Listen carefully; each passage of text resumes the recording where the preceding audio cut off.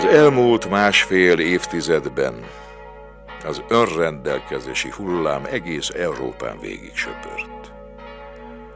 A német újraegyesítés után kivívták maguknak az önrendelkezést az észtek, lettek, litvánok, szlovének, szlovákok, horvátok, macedónok, koszovói albánok.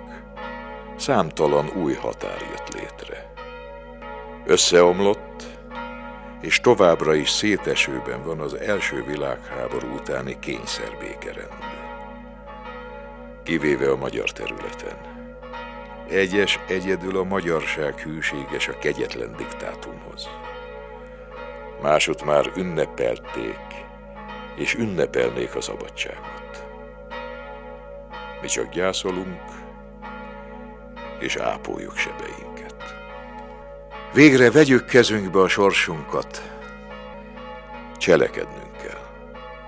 Hallgatással és tétlenséggel problémákat nem lehet megoldani.